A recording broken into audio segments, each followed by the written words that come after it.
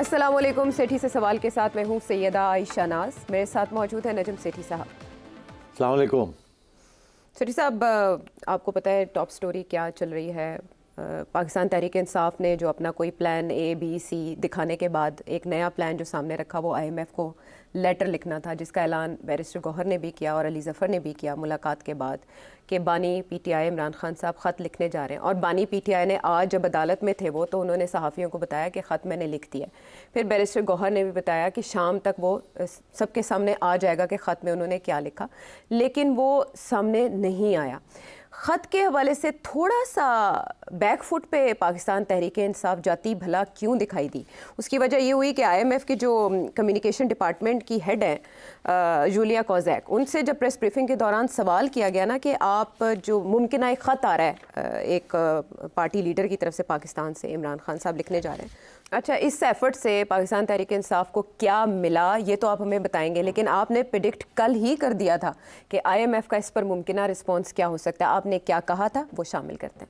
मेरा ये ख्याल है कि वो बिल्कुल किसी सूरत में भी पैसे नहीं रोकेंगे। आप हुकूमत जैसे ही बनाएंगे उसके 15 दिन के बाद जैसे वो लग जाएगा कि काबीना बन गई है तो आपकी अनाउंसमेंट होगी कि आप IMF को मिलने जा रहे हैं और आप जाएंगे। IMF आपको याद करेगी, आप जाएंगे, आपकी मीटिंग होगी, वहाँ वो आपसे यही सवाल पूछेंगे कि जी कितने स्टेबल हैं आप, ये क्या होगा, वो क्या, ये सारा दिखावे के लिए। ठीक है, ये सारा एक महीना ये काम चलेगा। अच्छा। अप्रैल तक इन्होंने ये फैसला करना है कि IMF ने देना है कि नहीं देना, और उस वक्त आखिरी वक्त पे जाके IMF एक माह इंतज़ार करेगी, 1-1.5 माह देखेगी क्या हालात हो रहे हैं यहाँ, और अगर ये स्टेबल हो गया तो IMF ये कहेगी ठीक है अब स्टेबिलिटी आ गई है, अब हम आपको और आपने अगले 2 महीने में जो इक़दामात लेने हैं, स्टेप्स लेने हैं, कुछ सख्त फैसले करने हैं, वो आप करेंगे। ठीक है, ताकि दिखाने के लिए कि हम बिल्कुल तकड़े हैं। अच्छा। और हम ये फैसले करेंगे, आप पैसे और दें और भी फैसले ऐसे करेंगे। तो ये इनकी तरफ से इंश्योरेंस होगी। अच्छा, गवर्नमेंट स्टेबल होगी, जितना मर्जी शोर शराबा हुआ वो फैसले करते जाएंगे। ठीक है, और उनके पास मेजॉरिटी होगी और वो पास करते जाएंगे। अच्छा। ये शोर पड़ता जाएगा, वो करते जाएंगे। ठीक है, मगर IMF इवेंचुअली आपको पैसे दे देगा। अच्छा, इस तरह से मोराल कम अज़ कम इस सिस्टम का बूस्ट हुआ। अब यहाँ पर ये सवाल है कि वो प्रेस ब्रीफिंग में उनके सामने सवाल आ गया तो उन्होंने इसका जवाब दे दिया, लेकिन अब भी वो आमादा हैं ख़त लिखने पर। पाकिस्तान तहरीक इंसाफ को इस एफर्ट से क्या मिला अगर IMF से ये जवाब है? देखिए, जो इस वक्त जो बैकलैश आई है इंडिपेंडेंट लोगों से भी कि ये खान साहब को ये नहीं करना चाहिए, मगर वो ज़िद्दी हैं, उन्होंने फ़ैसला कर लिया है, वो ख़त ज़रूर लिखेंगे। अब क्या ख़त में लिखते हैं, वही पूरा रोना धोना लिखेंगे कि ये हुआ वो हुआ, ये स्टेबल नहीं होगी, आप इनको मत दें, ये हम इनको नहीं चलने दें, वह इस किस्म की बातें होंगी। मगर जैसे मैंने आपसे कहा कि IMF ने इसके 2 पहलू थे। IMF ने एक पहलू के ऊपर पहले भी तबसरा किया था। वो बड़े खुश हैं कि जो इंटरिम गवर्नमेंट है ना, वो शहबाज शरीफ साहब की गवर्नमेंट के साथ भी खुश थे और इस वक्त काकड़ साहब की गवर्नमेंट के साथ भी खुश हैं कि इन्होंने वो इक़दामात किए हैं जो वादा किया था। और शहबाज साहब, आपको याद है, बड़ी मुश्किल में से ये पेरिस गए थे, फिर वहाँ जाके उन्हें मनाया था और कहा था फिक्र ना करें, वील डू एवरीथिंग। तो the track record of the last year and half of Shahbaz साहब गवर्नमेंट एंड काकड़ साहब गवर्नमेंट इज़ गुड, और जो एश्योरेंसेस मिले हैं वो इन्होंने निभाए हैं। तो इसलिए IMF का यही कंसर्न है कि इकोनॉमी चलनी चाहिए। They are not concerned about कि जी पॉलिटिकली क्या होता है क्या नहीं होता। और पिछले 16, 17, 18 महीने जो गुजरे हैं, दे बीन प्रीटी स्टेबल। हालांकि अदालतें में लोग घूमते रहे हैं, सब कुछ होता रहा है, बट स्टेबिलिटी फिर भी थी। सो आई थिंक वो ये तवक्को करते हैं कि स्टेबिलिटी फिर रहेगी और they will come on board. तो इसलिए ये जो पिछले माजी का जो ट्रैक रिकॉर्ड है वो अच्छा है। तो अब वही लोग वापस आ रहे हैं, शहबाज साहब और उनकी टीम वापस आ रही है। तो मेरा ख्याल है that is one of the reasons that they feel के ठीक है, let's get on with it. अच्छा, ये बैरिस्टर गौहर ने भी फरमाया कि हम ये ख़त पहले भी लिख चुके हैं और हम ऐसा कोई काम नहीं करेंगे जो मुल्की मफाद के ख़िलाफ़ हो।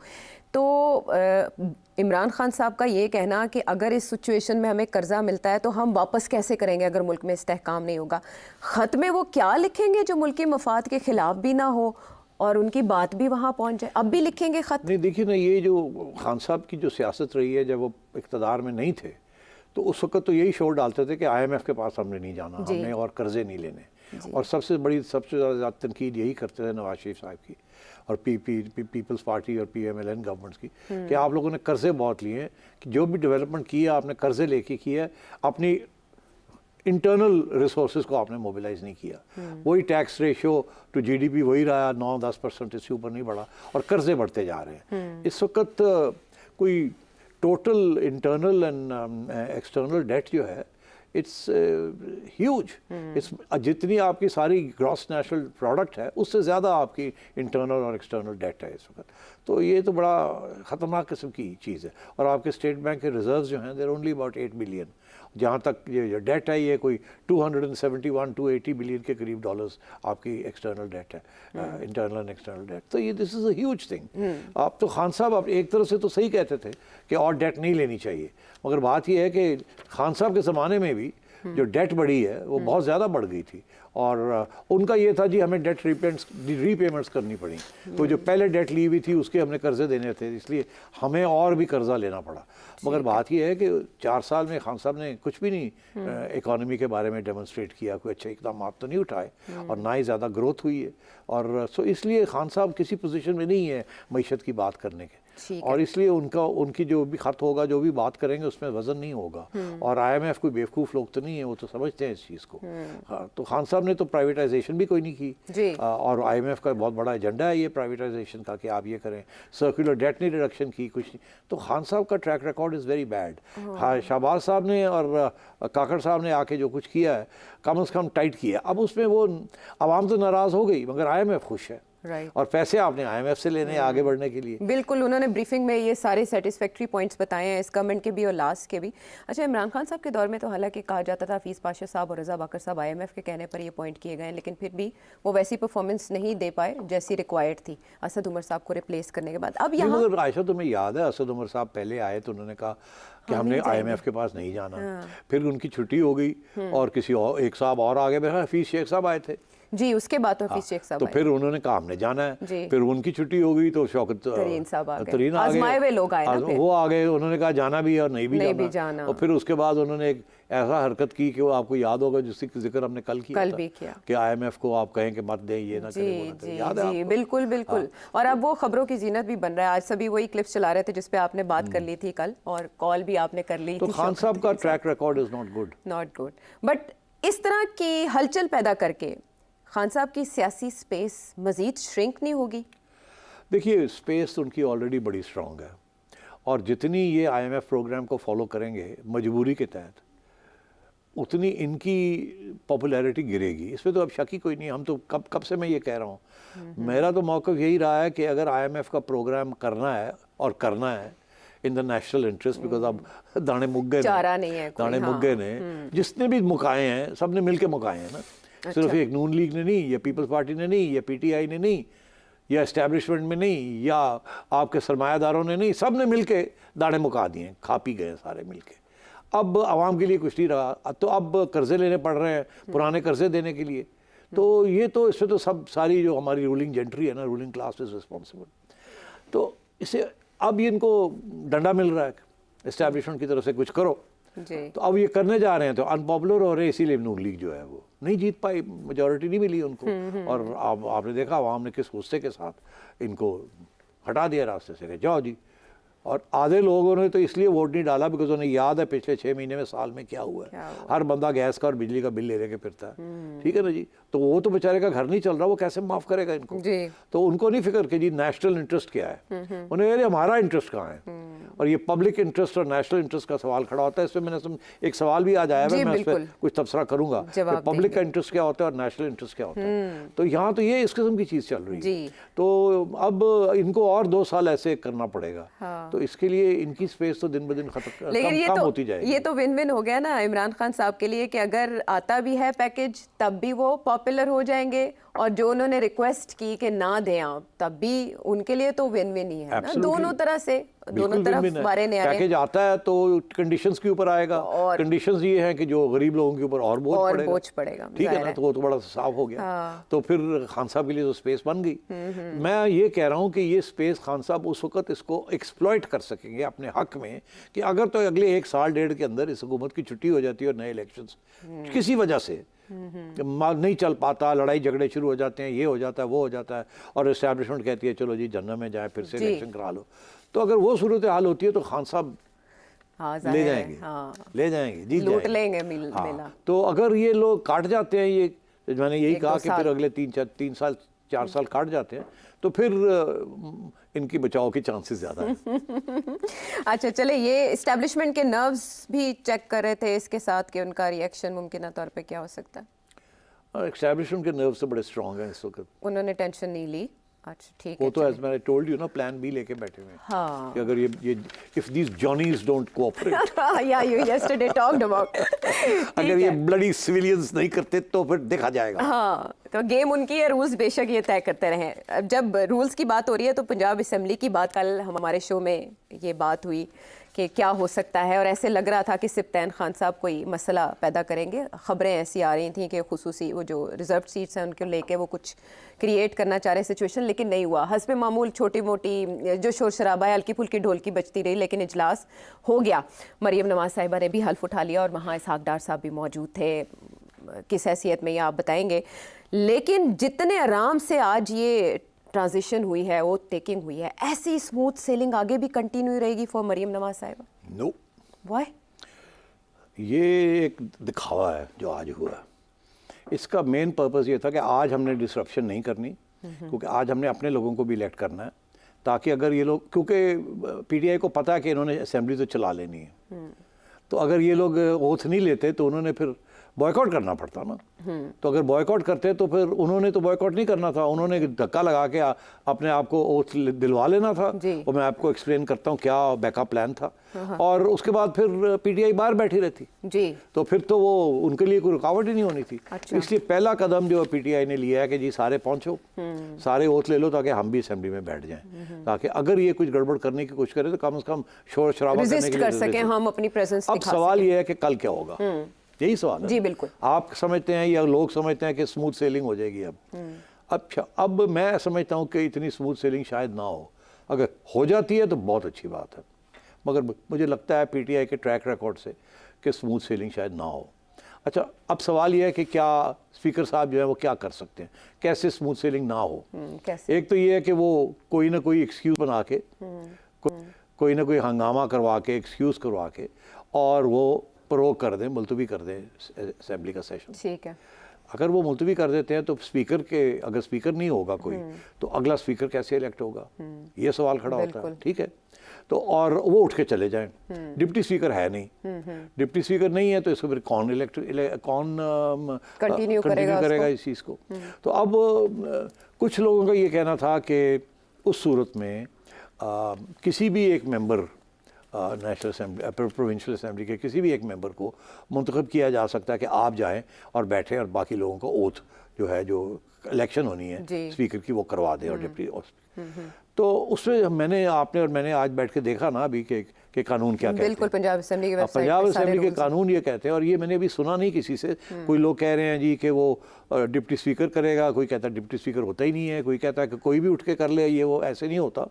होता ये है कि इस किस्म की सूरत में जबकि स्पीकर ना हो तो फिर गवर्नर साहब जो हैं वो एक किसी मेंबर ऑफ द असेंबली को मुंतखब करते हैं कि आप जाएं, टेम्पररी स्पीकर की सीट पे बैठें और आप इलेक्शन करवा दें। तो फिर अगर ये स्पीकर साहब जो हैं इस वक्त ही उठ के चले जाते हैं या प्रो कर देते हैं, तो वो उसी वक्त गवर्नर साहब का ऑर्डर तैयार होगा कि वो किसी और को बुलाएंगे और कहेंगे आप आ जाएं, और वो आके बैठ जाएंगे और वो असेंबली की कार्रवाई को पूरा करेंगे, पूरा करके और स्पीकर की इलेक्शन करवा देंगे।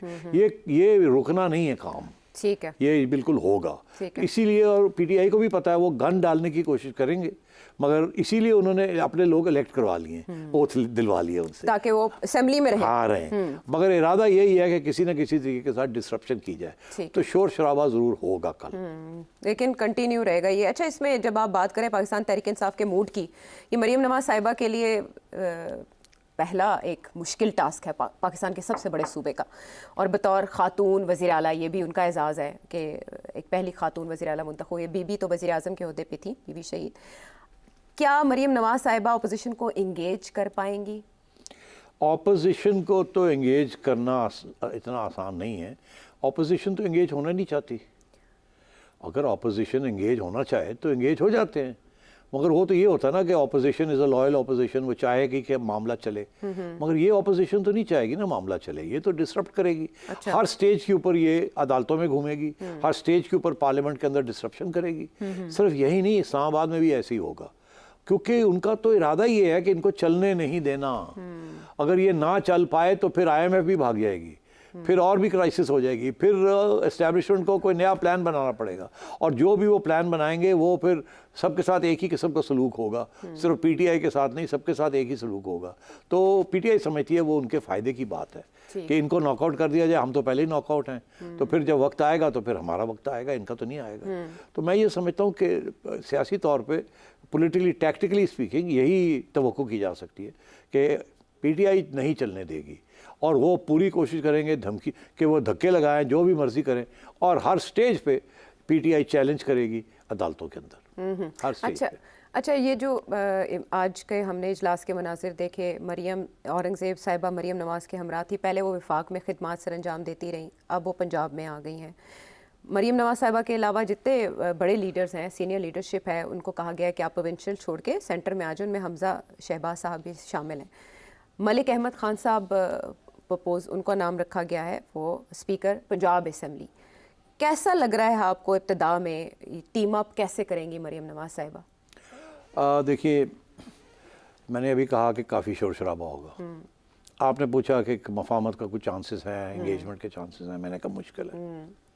इसी वजह से जो स्पीकर की सिलेक्शन है जी, मलिक साहब जो हैं, मलिक साहब की शोहरत दो किस्म की है। एक ये कि उनके इस्टेब्लिशमेंट के साथ बड़े करीबी तल्लुकात हैं, जी जी, ये तो बड़े मशहूर है वाक़यात इस तरह के, वो डिग्गी कार और दूसरा ये है कि ये इतने इमोशनल नहीं है, ये इनकी काबिलियत है कि ये बात लोगों से करते हैं, समझाने की कोशिश करते हैं, वेरी सॉफ्ट सुनते हैं। स्पोकन। यस, तो as a speaker this is a good quality. एक ये कि इस्टेब्लिशमेंट के जो एडवाइस है वो इनके पास सारा वक्त होगी जी, और जबकि इनको ज़रूरत पड़ेगी इस्टेब्लिशमेंट की, तो ये इस्टेब्लिशमेंट से कह सकते हैं कि ज़रा बंदे भेज दो। जी जी, ठीक है, आप समझ रहे हैं ना? गैबी मदद। तो इसलिए I think it's a good choice, और सीनियर है और पंजाब में पहले भी रहे हैं वो। दूसरी चीज़ ये है कि ये मियाँ नवाज शरीफ साहब के भी बड़े करीब हैं, शहबाज साहब के भी बड़े करीब हैं, इस्टेब्लिशमेंट के भी बड़े करीब हैं। तो बिकॉज ऑफ दिस, उधर शहबाज साहब होंगे, इधर ये होंगे, तो सिर्फ मरियम को सिर्फ PTI का ख्याल नहीं करना पड़ेगा, शहबाज साहब का भी ख्याल करना पड़ेगा, क्योंकि लेट्स एडमिट इट कि आपस के तल्लुकात इतने अच्छे नहीं रहे ना पहले मरियम के और शहबाज साहब के। अच्छा। शहबाज साहब की तो ये ख्वाहिश थी कि अगर मरियम ने कुछ करना भी है तो सेंटर में आ जाए और कोई मिनिस्ट्री ले ले। वो तो चाहते थे कि हमजा को पंजाब में रखा जाए, और अब मियाँ साहब ने ये इंसिस्ट किया है कि अगर मैं नहीं हूँ उधर तो फिर मरियम को ये सीट दें, और इसमें मनाना भी पड़ा लोगों को कि ये करना चाहिए। तो हमजा इन तो अब इस असेंबली में हमजा नहीं बैठ सकते, क्योंकि अगर हमजा बैठते हैं एक्स चीफ मिनिस्टर और उधर से मरियम बैठी हुई है, तो हमजा का क्या रोल होगा? सेकंड इन कमांड तो वो हो नहीं सकते, हाँ। तो अपने वालिद के सेकंड इन कमांड हो सकते हैं, बिल्कुल, मगर मरियम के सेकंड इन कमांड नहीं हो सकते। तो इसलिए फिर उनको कहा गया कि आप प्रोविंशियल छोड़ें। उस वक्त तक इन्होंने रखी जब तक ये फैसला नहीं हुआ, तो आप छोड़ें और आप इस्लामाबाद में आ जाएं, वहाँ इनको अकोमोडेट कर लिया जाएगा। ठीक। अच्छा, तो एक तो ये हो गया। क्या अकोमोडेट किया जा सकता है वैसे? हल्का ये तो अब शहबाज साहब पे डिपेंड करता है कि वो क्या अपने बेटे को, आपको एक्सपर्टीज नहीं, कहीं ना कुछ ना कुछ तो करना पड़ेगा ना, और ये ज़रूरी नहीं है कि फौरी तौर पे हो। अच्छा, हो सकता है थोड़ी देर के बाद हो, मगर अकोमोडेशन तो होगी हमजा, क्योंकि शहबाज साहब भी यही चाहते हैं कि उनका एयर अपेरेंट जो है वो हमजा है, जैसे बड़े मियाँ साहब चाहते हैं कि मरियम, तो शहबाज साहब की भी आंखें अपने नूर पे है ना, तो नूरे नजर। हाँ, तो इसलिए ये चीज़ चलेगी। ठीक है। और मरियम को शहबाज साहब के साथ भी नेगोशिएट करना पड़ेगा। अच्छा, तो उसके लिए भी मलिक अहमद जो है वो एक अच्छा किरदार करेंगे, बिल्कुल ठीक। He is a bridge between Maryam and Shehbaz, between Maryam and the तो आप सिलेक्शन को दाद दे रहे हैं? जी, मैं दाद दे रहा हूं। हाँ, समझदारी से अभी तक के फैसले मरियम नवाज साहिबा ने किए हैं। कल का इजलास भी इंटरेस्टिंग होने जा रहा है। नवाज साहिबा ने नहीं फैसला किया, ये बड़े मियाँ साहब ने फैसला किया। चले, ठीक है, हमें तो सरे देखिए, मरियम की एक्सपीरियंस नहीं है, उसको वो लोग दिए जा रहे हैं जिनका एक्सपीरियंस है, ओके, जो के साथ रहेंगे उनको। अब देखिए, आज बड़े मियाँ साहब तो साथ नहीं आए ना, नहीं आए, तो इसहाक डार को उन्होंने भेजा कि देखिए, तो कि भाई अब मेरी जगह अब इसहाक डार उनको एस्कॉर्ट करने आए हैं, वो बैठे हुए हैं, देख रहे हैं सारा कुछ, ठीक है ना। तो एक तसल्ली भी है, एक हाथ भी है, ठीक है, और एक थोड़ा सा दूर से है, ताकि वो ये ना समझे कि मुझे घुटन, मुझे चलने नहीं दे रहे, मुझे बच्चों की तरह ट्रीट कर रहे हैं, ये भी नहीं करना। तो ये बड़े मियाँ से बड़े केयरफुल हैं। जब भी वो मरियम से बात करते हैं बड़ी तरीके से बात करते हैं, और मरियम भी बड़ा एहतराम करती है। तो ये है, ये सारी फैमिली के अंदर ये एक सिस्टम है। तो मैं ये समझता हूँ कि बड़े मियाँ साहब बड़ी गौर से देखेंगे पंजाब में क्या हो रहा है, और इस्लामाबाद में भी देखेंगे क्या हो रहा है, और वो जो भी उन्होंने कन्वे करना है शहबाज साहब को डायरेक्टली कन्वे करेंगे, और मरियम को डायरेक्टली भी कर सकते हैं, मलिक अहमद के ज़रिए भी कर सकते हैं, और डार साहब के ज़रिए भी कर सकते हैं। ठीक है, सारे चैनल्स हमने एक्सप्लोर कर लिए, मुमकिनात क्या हो सकते हैं। कल का इजलास भी इंटरेस्टिंग होगा। हम वापस आते हैं एक ब्रेक के बाद।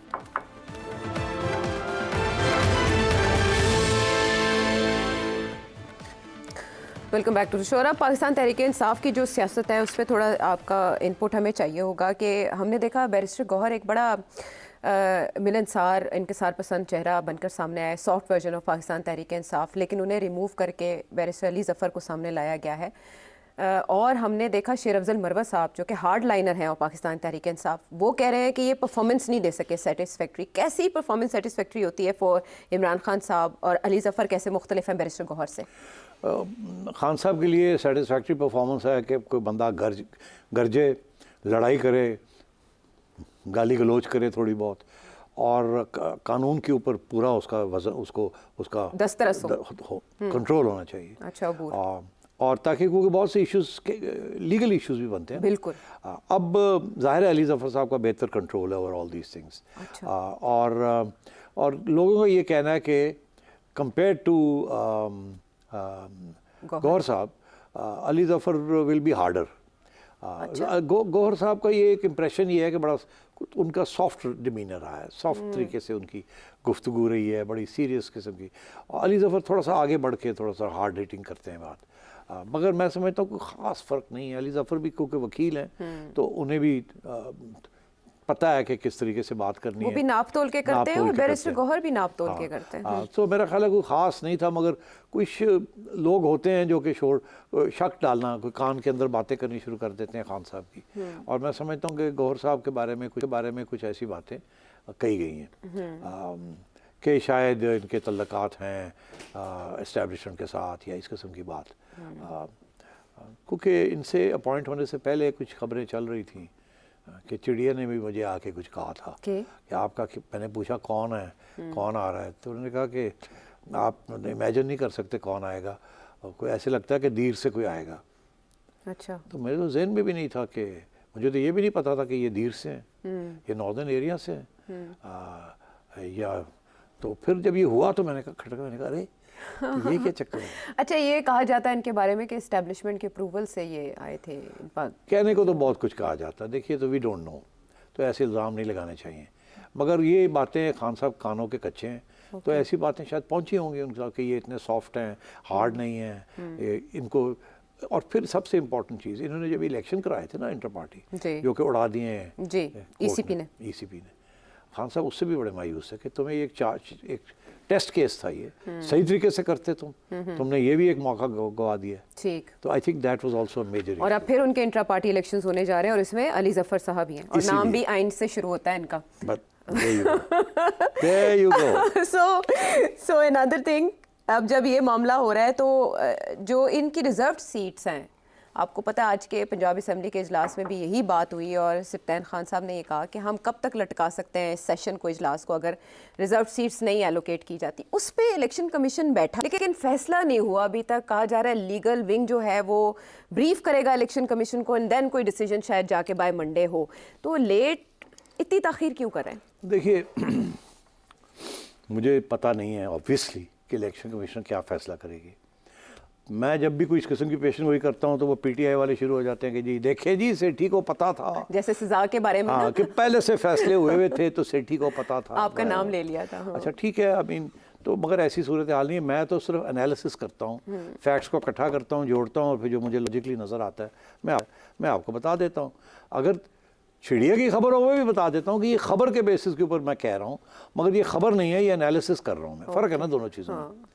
दोनों बिल्कुल चीज़ों में ऐसा फ़र्क ही है। है, हाँ। तो अब ये है कि यहाँ खबर तो कोई नहीं, ना ही हो सकती है। इलेक्शन कमीशन और जुडिशल फैसलों के बारे में खबर नहीं होती, वहाँ एनालिसिस होता है। ठीक अब है। एनालिसिस मेरा ये है कि फैसला ये हुआ कहीं कि खान साहब को नहीं जीतने देना ये इलेक्शन। अच्छा ये खबर है, ये ये एनालिसिस है। नहीं, ये खबर कम एनालिसिस एनालिसिस है, एनालिसिस है ये। अब एक नया लफ्ज़ आपने coin नई कर लिया। टर्मिनोलॉजी है एनालिसिस।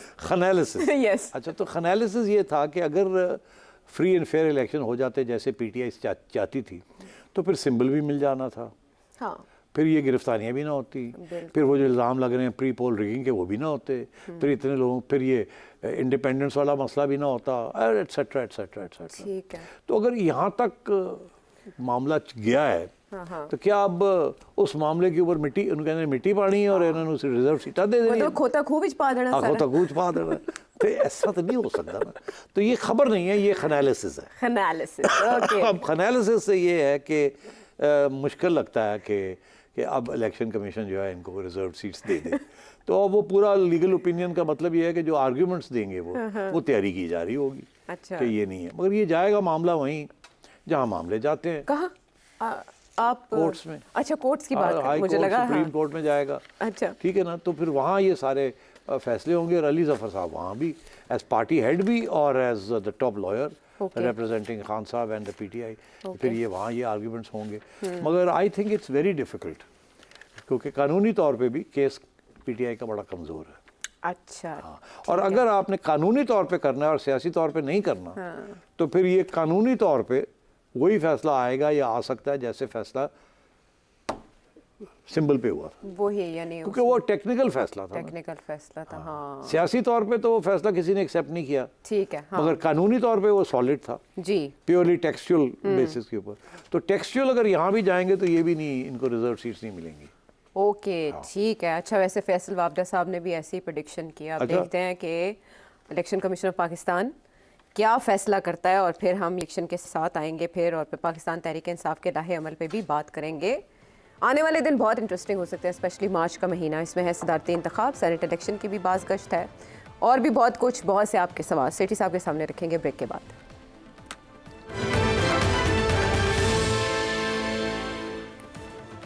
शो में एक बार फिर खुशामदीद। अच्छा जैसे ही पीसीबी में ओहदों की बंदरबांट शुरू हुई, चेंजेस आई ना, तो हमारे इस शो को लेकर लोगों ने भरमार कर दी पीसीबी से रिलेटेड क्वेश्चंस की।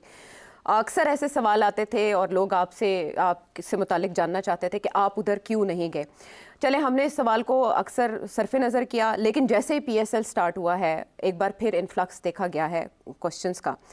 अब ये अज़हर फ़ारूक साहब है, उन्होंने एक क्वेश्चन आपसे पूछा है, वो आपको सुनवाती हूँ मैं जी। पीसीबी के हालिया इलेक्शन में जनाब को चेयरमैन पीसीबी नामजद नहीं किया गया और मोहसिन नकवी साहब बिला मुकाबला चेयरमैन पीसीबी मंतखब हुए। हालांकि आपकी पीएसएल लाने में और पाकिस्तान की क्रिकेट को बहाल करने में बहुत बड़ा अहम किरदार है। क्या आप इस चीज़ को लेके थोड़ा सा नाला हैं या नाराज़ हैं? बताएं आप खफा एक्चुअली इस किस्म के बहुत से सवाल आए हुए हैं जी। आपने सिर्फ एक ही सिलेक्ट किया है जी, एक सेलेक्ट किया, बाकी सबको हमने जाहिर है वो अब इतने टाइम नहीं है कि मैं सारे आपको इसी समझ- किस्म के हैं इसी किस्म के कि क्या बात है आप बाहर बैठे हुए जी। हैं और ये लोग और आप बात भी नहीं करते, और बात भी नहीं सवाल के जवाब भी नहीं देते। हाँ अच्छा, बात ये सही है कि जब रमीज़ राजा साहब चेयरमैन थे तो उस वक़्त भी मैंने किसी किस्म की कमेंट्री उनकी कारकर्दगी पे नहीं की। जी बहुत लोग मेरे से नाराज़ थे, मीडिया वाले जी, इंटरव्यू रिक्वेस्ट किए गए थे बड़े आपसे, किए आपने कि नहीं आप दिए हमें बताएं आपका क्या जी। ख्याल है। क्योंकि एक ट्रेडिशन रही है कि जब भी कोई नया चेयरमैन आता है या नई मैनेजमेंट आती है तो सारा मीडिया एक्स चेयरमैन के पास भागता है जी। कि आप तनकीद करें, क्योंकि मीडिया को तनकीद चाहिए ना, फ्यूल चाहिए हाँ, कुछ उनको ना तो चाहिए कोई गाली दे जो नए बंदे आए हों, कंट्रोवर्शियल बनाने हाँ, के लिए। तो वो हर चेयरमैन बोलता था। जी तो जब मैं भी था जब आप PCB आए में, तो तब वो तो बोले। फिर भी ये काम जी, चलता रहा। जी। किसी वक्त तौकीर ज़िया साहब को निकाल के ले आते थे, किसी वक्त खालिद महमूद साहब को ले आते थे, एंड किसी वक्त ज़का अशरफ साहब को ले आते थे। जी। तो मैंने ये भुगता सारा। मगर जब मैं बाहर बैठा था और एहसान मानी साहब को चेयरमैन मैं रिज़ाइन करके आया और 2018 में जब इमरान खान साहब आए मैंने कहा मैं नहीं रहना चाहूँगा क्योंकि ये उनका हक है एज़ प्राइम मिनिस्टर कि वो किसी को नॉमिनेट करे एज़ पर द कॉन्स्टिट्यूशन। तो उन्होंने फिर एहसान मानी साहब को नॉमिनेट किया। वो 3 साल के करीब वो रहे और मैंने किसी स्टेज पे भी उनकी तनकीद नहीं की, कोई उनके ख़िलाफ़ इंटरव्यू नहीं दी। हालांकि मुझे बड़े सख्त एतराज़ थे उनके स्टाइल के ऊपर, उन्होंने जो इक़दाम किए, उन्होंने जिस लोगों को हायर किया और जिस तरीके की पॉलिसीज़ की, मगर मैंने कभी कुछ नहीं कहा। मैंने इसलिए नहीं कहा कि लोग ये कहेंगे कि खट्टे अंगूर, हाँ आप बाहर हैं तो इसलिए बिल्कुल अंगूर खट्टे हैं। अंगूर खट्टे हैं। ठीक तो है। मैंने कहा ठीक है रहने दें, अब मीडिया अपना खुद एहतसाब कर ले, मीडिया को कहने की परफॉर्मेंस देख ले। तो मैंने नहीं किया। रमीज़ राजा साहब आए, सबसे पहले मैंने उनको मुबारक दी वाया व्हाट्सएप, और बाय द वे जब एहसान मानी साहब आए तो वो भी सबसे पहला काम उन्होंने किया वो मुझे मिलने आए कि मुझे बताएं क्या है क्या नहीं, और मैंने पूरी ब्रीफिंग दी उनको। उसके बाद उनको खान साहब के इंस्ट्रक्शंस आए कि सेठी को काटो और इसके ऊपर केसेस करो और ये करो और वो करो। ये मैं आपको बता रहा हूँ। अच्छा। तो फिर मानी साहब दूर हो गए और उन्होंने जो कर मेरे खिलाफ कर सकते थे उन्होंने किया। ओके। अच्छा, अब रमीज़ राजा साहब को भी मेरा ख्याल है मैसेज मिल गया खान साहब से कि तू है ना यारी दोस्ती कर सेठी ना, तो वो भी दूर हो गए। तो मैंने भी कुछ नहीं कहा, मैं भी चुप करके बैठा रहा। अब जब गवर्नमेंट तब्दील हुई जी। तो इशू ये नहीं था कि चेयरमैन कौन बनेगा, इशू ये था कि किस किस्म की कौन सी आइन प्रिवेल करेगी। ओके। जब हम आए थे तो उस वक्त 2014 की आइन लेके आए थे। एक मखसूस आइन थी जो कि ICC से एक्सेप्ट करवाई गई थी, जिसका बड़ा इंपॉर्टेंट डोमेस्टिक स्ट्रक्चर था, जिसके अंदर रीजन्स और डिपार्टमेंट्स थे। इमरान खान साहब आए तो उन्होंने नई आइन लेके आए 2019 में। अच्छा। उन्होंने पुरानी आइन की छुट्टी करा दी और एक नई आइन लेके आए जिसके तहत उन्होंने PCB को चलाने की कोशिश की। ओके। उसके अंदर जहां हम 16 डोमेस्टिक टीम्स के साथ खेलते थे फर्स्ट क्लास क्रिकेट, उन्होंने 6 टीमें कर दी। उन्होंने कहा ऑस्ट्रेलिया का सिस्टम को फॉलो किया जाए। अब ऑस्ट्रेलिया की जो आबादी है वो 30-35 मिलियन है, 40 मिलियन होगी, हम 250 मिलियन के करीब पहुंच रहे हैं, तो वो नहीं चलता यहाँ। ओके। और फिर वो जो वहाँ का जो बोर्ड है वो प्राइवेट सेक्टर में बोर्ड है, ये पब्लिक से, ये गवर्नमेंट का बोर्ड है ये, तो इसमें बड़े प्रॉब्लम्स हैं। तो वो गलत था वो आइन लाना, मगर खान साहब किसी की बात सुनते नहीं हैं। और मेरा ख्याल है एहसान मानी साहब ने और रमीज़ राजा साहब ने भी उनको मनाने की कोशिश नहीं की। मेरी खबर ये है कि मानी साहब ने शुरू में उनको समझाने की कोशिश की तो उनको शट अप कॉल मिल गई थी। तो उन्होंने कहा बस ठीक है, ऐसा ही है, ऐसा ही चलाओ। तो वो नहीं चली। तो इशू उस वक्त ये नहीं था चेयरमैन कौन है, उस वक्त इशू ये था कि आइन कौन सा चल रहा है और डोमेस्टिक क्रिकेट स्ट्रक्चर कैसे चलेगा। अच्छा, और बोर्ड कैसे बनेगा। ओके। लीगल। जब नई गवर्नमेंट आ गई और उस वक्त शहबाज शरीफ साहब बने, जी प्राइम मिनिस्टर बने 22 में, और तो उस वक्त क्या हुआ कि फैसला ये हुआ कि हम 2014 की आइन वापस लाना चाह रहे हैं, और क्योंकि ये डोमेस्टिक क्रिकेट स्ट्रक्चर चल नहीं रहा है। जी बिल्कुल ऐसा ही है, सबने रिपोर्ट किया था और एनालिसिस भी। शहबाज शरीफ साहब ने सबसे पहला काम ये किया कि एक नोटिफिकेशन इशू किया कि डिपार्टमेंट क्रिकेट रिस्टोर हो गई है, क्योंकि खान साहब ने बंद कर दी थी। उन्होंने कहा था डिपार्टमेंट्स ख़त्म, क्योंकि ज़रूरत नहीं थी अब 6 टीमें बनानी थी। हम बनाते थे 8 फर्स्ट क्लास और फिर 8 second class and so on, तो डिपार्टमेंट्स ख़त्म कर दी थी। इन्होंने सबसे पहले डिपार्टमेंट्स को रिवाइव किया।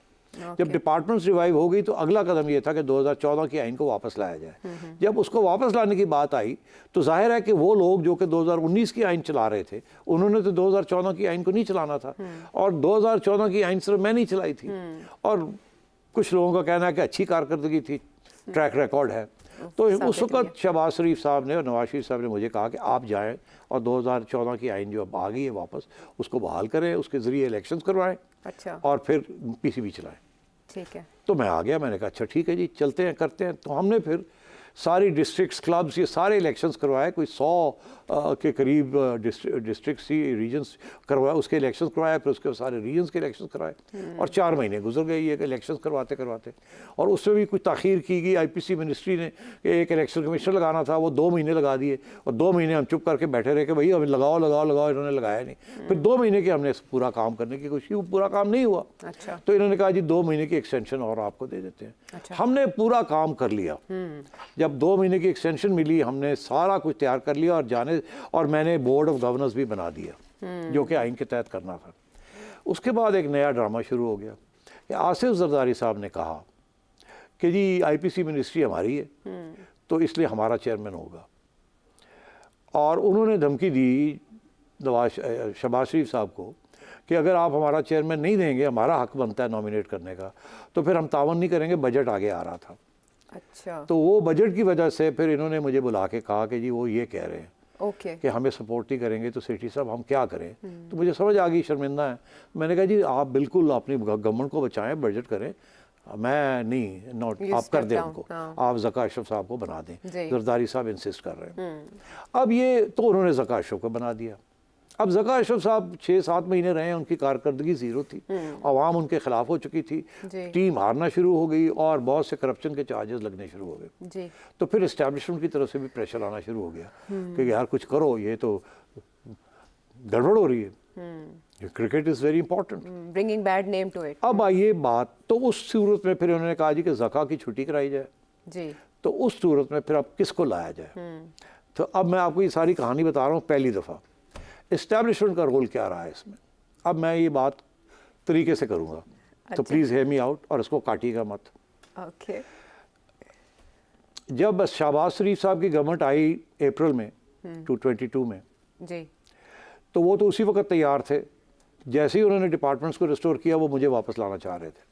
अच्छा, उस वक्त उनको जनरल बाजवा ने कहा कि नहीं, अभी रहने दें, अभी रमीज़ राजा को थोड़ी देर के लिए रहने दें। अच्छा, सीधी सी मैं आपको बता रहा हूँ। ओके, एस्टैब्लिशमेंट की तरफ से मदाखलत आई, उन्होंने शहबाज शरीफ साहब को कहा, जनरल बाजवा ने, कि अभी ठहर जाए। शहबाज साहब ने मुझे कहा कि वो जनरल बाजवा कह रहे हैं अभी ठहर जाए। मैंने कहा ठीक है, ठहर जाए। जाहिर है उनको तो नहीं ना कर सकते ना, ऐसा ही है। शहबाज साहब तो नहीं कर सकते। सारा बंदोबस्त उन्होंने किया, तो उसके बाद फिर महीना गुजरा, तो मुझे फिर कहा गया कि अभी भी वो कह रहे हैं अभी भी ठहर जाए, ठहर जाए, ठहर जाए, ठहर जाए, मुझे ठहर जाए, ठहर जाए, ठहर जाए। जनरल बाजवा ने मुझे नहीं बनने दिया। जनरल बाजवा ने रमीज़ को सपोर्ट किया। अब क्यों रमीज़ को सपोर्ट किया ये वो बेहतर जानते हैं, उसका क्रिकेट के साथ कोई तल्लुक़ नहीं था। हालांकि मेरे तल्लुकात जनरल बाजवा के साथ ज़ाती तौर पे भी ठीक थे, कोई मेरा इशू नहीं था जनरल बाजवा के साथ। और इनफैक्ट जब हम चैम्पियंस ट्रॉफी जीते थे मेरे दौर में, तो जनरल बाजवा ने मुझे और सारी टीम को GHQ बुलाया था, दावत जी, दी थी, बिल्कुल, वो और सारा मैं लेके गया रिकॉर्ड था का अपनी हिस्सा। टीम को, और वहाँ उन्होंने बड़ी तारीफ़ की। और मुझे एक ख़त भी है मेरे पास जनरल बाजवा की तरफ से कि आपने जो कारकर्दगी की है टीम के लिए किया है, बड़ी आपको ये हो वो हो, बहुत ज़बरदस्त प्रेज़ का ख़त है मेरे पास। तो इसलिए कोई प्रॉब्लम ज़ाती तो नहीं था, मगर मेरा ख्याल है कोई ऐसी इस किस्म की सिफारिश आई उनके पास कहीं से कि वो शायद ना नहीं कर सके, ओके, तो इसलिए उन्होंने फिर रमीज़ को सपोर्ट किया। जब जनरल बाजवा जिस दिन चले गए घर, तो उस दिन फिर मामला फिर खड़ा हो गया। फिर शहबाज साहब ने कहा कि चलो अब जनरल बाजवा का मसला नहीं है, तो आप सेठी साहब को लगा देते हैं। तो फिर मुझे लगाया गया। और जब ये आसिफ जरदारी साहब ने ये कहा कि नहीं जी नहीं, मुझे ये मेरा हक है, तो उस वक्त भी उनकी बात मानी गई। जी, और अब मोहसिन नकवी साहब बने हैं। और बस इससे ज़्यादा मैं नहीं कहना चाहूँगा कि अब मोहसिन नकवी साहब की सिफारिश कहाँ से आई है। समझदार के लिए इशारा काफ़ी है। अच्छा, इससे मुझे ऐसे लगता है जैसे जो चेयरमैन पीसीबी होता है ना, वो भी सिविल चेयरमैन पीसीबी और मिलिट्री चेयरमैन पीसीबी होता है, ऐसे ही नहीं, है? मेरे वक्त ऐसे नहीं था। सिविल मिलिट्री इशू नहीं था। ये मेरा ख्याल है रमीज़ राजा साहब के वक्त शुरू के हुआ बाद से शुरू हुआ, और अब भी शायद ऐसे उन्होंने ही। कहा इधर भी आ जाए हम। अच्छा, एक और चीज़ जाते By the way, जाते, let me tell you okay, कि मैं ज़ाती तौर पे ज़का अशरफ साहब की पॉलिसीज़ के ख़िलाफ़ था, मैंने उसका जिक्र नहीं किया जी। कभी। आज पहली दफ़ा ये मैं मोहसिन वो नकवी भी बहुत साहब- ज़्यादा सवालों। मोहसिन नकवी साहब बड़े कॉम्पिटेंट आदमी हैं। उन्होंने इनवाइट किया आपको PSL? मोहसिन नकवी साहब बड़े कॉम्पिटेंट आदमी हैं। उन्होंने पंजाब की हुकूमत बड़ी अच्छी चलाई है, और मेरी पूरी उम्मीद है कि मोहसिन नकवी साहब PCB को भी अच्छा चलाएंगे। मुझे कोई एतराज़ नहीं है उन पे ऊपर, ये मैं आपको बता दूँ, अच्छा, नो इशू। You और wish याद him good रहे luck. कि मेरी ज़ाती दोस्ती भी है उनसे, हाँ, तो इनविटेशन तो आया क्योंकि होगा आपको। चैनल 24 के लिए मैंने उनके साथ काम किया है। जी, तो बिल्कुल। इसलिए मेरी अच्छी दोस्ती है, और आप मेरे तल्लुकात ख़राब करने की कोशिश ना करें। आपने जवाब ना दे के मुझे जवाब दे दिया है। थैंक यू सो मच सेठी साहब। और कुछ मज़ीद जानना चाहें ऐसा ही तो इस नंबर पे अपने सवाल भेजें। अगले प्रोग्राम तक के लिए इजाज़त है।